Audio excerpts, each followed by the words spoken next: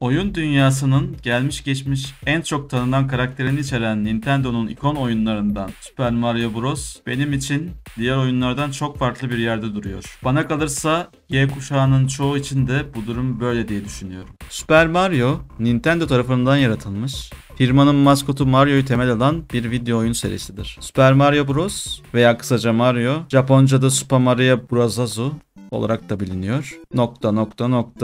Böyle gidiyor Wikipedia'daki açıklamada. Elbette ki bunu basit bir Wikipedia araştırmasıyla herkes okuyabilir. Fakat video sizi bu şekilde sıkacağı için bu tür ayrıntılara girmek yerine Super Mario serisine farklı bir açıdan bakmaya çalışacağım. Bildiğiniz üzere Mario video oyun serisi şu an daha çok indie oyun olarak piyasaya sürülen 2D platform oyunlarının ilham kaynağı, çıkış noktası olarak görülüyor. Hatta bu seri oynanış anlamında bu türün en iyi örneklerini de içinde barındırıyor bana kalırsa. Ama kalır mı? Orası meçhul.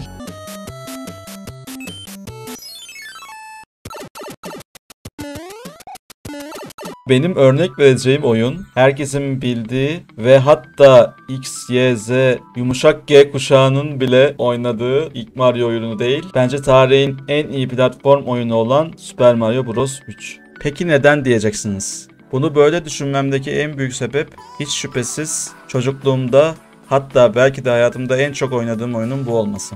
Bu oyundan sonra çıkan Super Mario World de çok eğlenerek oynadığım bir oyundu. Ama 90'lar çocukluğunun hiçbir döneme benzememesi ve benim de bu dönemde oynayana kadar türlü zorluklardan geçtiğim NES konsolunda oynayabildiğim yegane oyunun Mario olmasının da etkisini göz ardı edemem.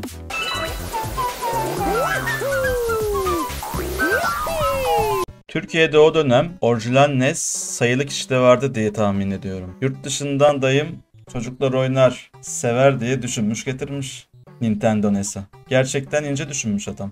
Ama gel gör ki bizim TV girişi analog. Şu en eski tüplü TV'lerden bilirsiniz ya. Abim ve benim en büyük çocukluk travmamız böyle başladı. Yıllarca ailemizden TV almasını bekledik durduk. Hatta bizim bu ilk göz ağrımızı diğer diğer gezdirdik uygun girişli TV bulunca denemek için. Ve en sonunda teyzem sağ olsun deneme şansını yakaladık nesi.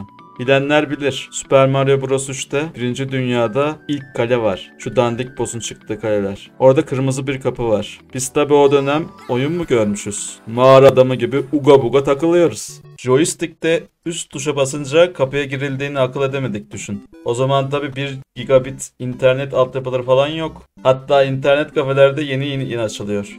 O dönem belki de hiç yoktu, tam hatırlayamıyorum. Yani internet kafeler. Birkaç hafta sonra, belki de ay sonra bile olabilir. Olayı çözmeye başardık ve o kapıdan girdik. Ben hatırlıyorum, ona bile şaşırmıştık. O zamandan bu zamana ışınlansam bence direkt kafayı yerim diye düşünüyorum. Ama grafik oyun zevklerini öldürdü mü derseniz galiba biraz öldürdü. Artık aynı şeyi ısıtıp önümüze koyuyor. O herkesin çok güvendiği Rockstar bile 2002'de çıkardığı oyunu cilalayıp önümüze 600 liraya atıyor. Sana da sıra gelecek Rockstar. O GTA triloji saçmalığını hangi kafa düşündü çok merak ediyorum.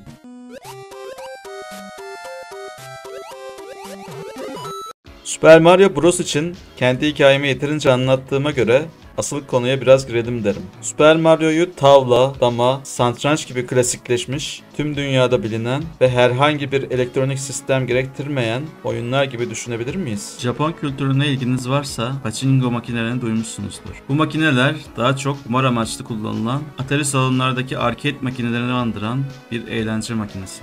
Bu alet Japon halkında bağımlılık yaratıyormuş hatta. Belki o dönem oyunsuzluktan ya da her evde Atari olmasından dolayı insanlar bu tür bir bağımlılık yaşamış olabilir. Hatırlıyorum da o dönem koca adamlar bile evindeki Atari ile Mario oynuyor. Salonlarda arcade makinelerde Mustafa ile millete ağız burun dalıyordu. Bazı insanlar 90'lar övülmesine irite oluyor. Ama arkadaş mutluyduk işte o zamanlar, kabul edin. Şimdi mutlu olan var mı ülkede? Bence dünyada da çok iyi durumda değil ama bizim ülkeyi dünya kıskanıyor, çaktırmayın. Neyse, Mario'dan siyasete girmek çok akıllıca değil gibi. Bence Mario'nun bıyığı da siyasi bir simge ve bence Mario bir Turancı. Konuyu çok dağıtmadan Mario'nun neden diğer video oyunlarından farklı şekilde değerlendirilmesi gerektiğinden bahsedelim. Bunun en büyük nedenlerinden biri oyunların tamamen zaman kaybı olduğunu düşünen büyük bir kitleye sahip olan Türkiye'de bile sokağa çıkıp 10 kişiye sorsan Super Mario'yu duydun mu diye yaş fark etmeksizin 7, 8 hatta 9 kişi evet duydum der. En kötü Recep İvedik izlediyse kamyonculara fasulye satan dayıdan da olsa duymuştur. Tüm bunlar bence Super Mario'yu oyun dünyasına şekil veren ve hatta oyun sektörünün bugünlere gelmesinde mihenk taşı olan bir oyun serisi haline getiriyor. Seriyi zirveye çıkaran daha çok 2D olarak çıkan oyunlar olmuştur. 3D oynanışa sahip Super Mario Galaxy'de çok eğlenceli oynanış sunan bir oyun sistemi vardı. Ama nedense çoğu kişinin de öyle düşüneceğini tahmin ediyorum.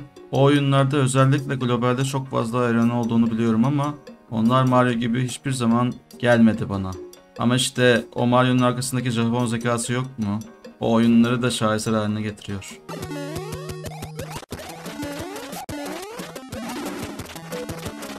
Bildiğim kadarıyla Mario oyunlarının arasında birçok farklı türde oyun yer alıyor ve hatta diğer karakterler için çıkarılmış birçok oyun da var. Nintendo, Mario markasının gerçekten tüm nimetlerinden faydalandı ve faydalanmaya da devam ediyor. Bu konuda ben de firmaya hak veriyorum. Bu kadar sevilen bir oyun serisi varken tabii ki şirket olarak kar marjını düşüneceksin. Eğer imkanınız varsa bu oyunları şimdi bile oynamanızı tavsiye edebilirim. Çünkü gerçekten oynanışları çok eğlenceli ve kafa dağıtmaya birebir platform ögeleri içeriyor. Gerçekten bu kadar övülmesinin, yüksek puan almasının bazı sebepleri var. Karakterlerin sevimli olması ve grafik açısından da çok family friendly bir oyun olmasının etkisi büyük. Super Mario Bros. 3'ü sevmemin bir diğer nedeni ise her bölüm ve levelde farklı bir oynanış stili sunması. Örneğin 5. bölümde Bulutlar Diyarı'nı ziyaret ederken 6. bölümde Buz Diyarı'nı ziyaret ediyorsunuz ve bu bölümlerde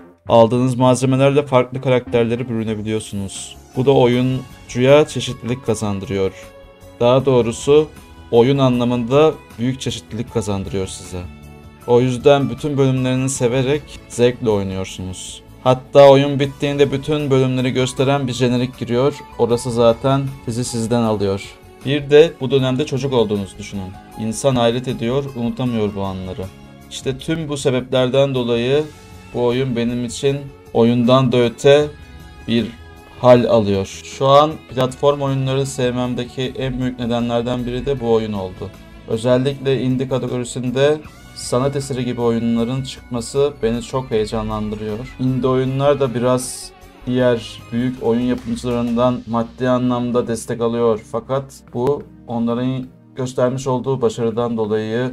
Legend of Zelda belki bizim ülkemizde Super Mario kadar popüler değil ama dünyada genel olarak Nintendo'nun en iyi serisi olarak gösteriliyor. Bu iki oyun arasındaki en büyük fark Super Mario'nun oynanışı hem çok pratik hem de öyle karmaşık bir olay örgüsü falan yok Zelda'ya göre. Bu aradaki farkı daha iyi anlamamız için LoL ile Witcher 3 oyunlarına bir bakın. LoL oynayabilmek için çok fazla zekaya değil de reflekslere ve zamanlamaya çok iyi hakim olmanız gerekiyor. Bir de mouse'unuzun DPI değeri yüksek falan olması gerekiyor. Oysa Witcher 3'te karakterin gelişimi için biraz da olsa kafa yoruyorsunuz. Hikayeyi anlamak için olayları takip edip kafanızda bazı şeyleri kurguluyorsunuz. Belki çok sağlıklı bir örnek olmadı ama anlayan anladı bence anlatmak istediğim şeyi. Söz meclisten dışarı ama bir şey demeden de geçemeyeceğim. LoL'de 1000 saatim var abi. Aferin kardeşim senin ben... Videoyu bitirmenin zamanı geldi gibi. Arkadaşlar siz olun, oyunsuz kalmayın ve unutmayın dünyada başka oyunlar da var. Her şey çok güzel, pardon yanlış söyledim. Onlar konuşur, Lord Hawk yapar. Görüşürüz arkadaşlar.